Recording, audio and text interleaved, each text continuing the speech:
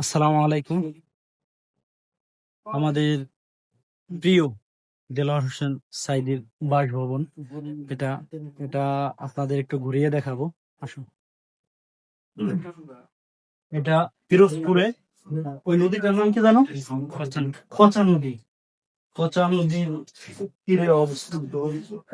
এটা বারান্দা, এই পাশেও খোলা বারান্দা এবং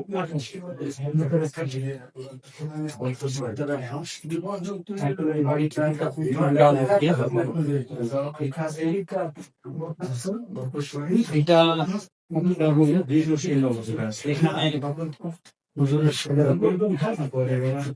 ওইদিকে ছিল ওয়াশরুম। আসুন।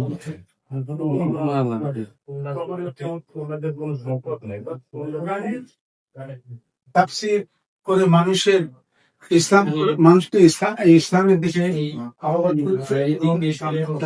এবং এইখানে একটা ফাঁকা অংশ, এই অংশটা আসলে কি জন্য রাখা আমরা আসলে জানি না। এখানে হয়তো বা কোনো অজুর ব্যবস্থা বা মানে অজুখানা ছিল কিনা এটা ভালো জানি না, কিন্তু এটা হচ্ছে বারান্দার একটা সাইড, এই পাশে টয়লেট এবং এখানে বসার মতো কিছু একটা জায়গা।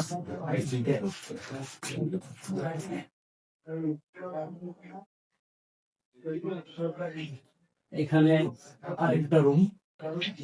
এই রুমটায় দেওয়ালে অনেক কিছু লেখা আছে। যারা ইতিপূর্বে ঘুরতে আসছে তারা অবশ্যই ওদের স্মৃতি রেখে গেছে। 2024-এ অনেকেই ঘুরতে আসছে, দেওয়ালে ওরা দেওয়ালে লিখে রেখে গেছে। এবং ওনার যে আমলে যে বিদ্যুৎ লাইন ছিল, আসলে বিদ্যুৎ লাইন এখন বিচ্ছিন্ন, কিন্তু এই বিদ্যুতের যে সুইচ বোর্ড এগুলা রয়ে গেছে এবং ওনার এখানে কেউ হাত দেয় না। যাই কিছু দেখলাম, এই যে হুজুরের একটা খাট, এই খাটে হুজুর থাকতেন, ঘুমাইতেন। এটা হুজুরের একটা খাট এবং এই চেয়ারটায় হুজুর বসে কিতাব আদি দেখতেন বা পড়তেন। এটা হুজুরের একটা চেয়ার, কিন্তু চেয়ারটা নষ্ট হয়ে গেছে, কেউ নেয় নাই। আসো এদিকে।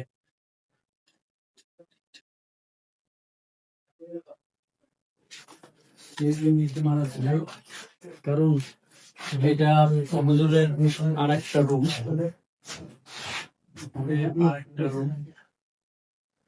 মূলত হলো এটা তার বাসভবন। এখানে তার হয়তো ছেলে সন্তানরা থাকতো।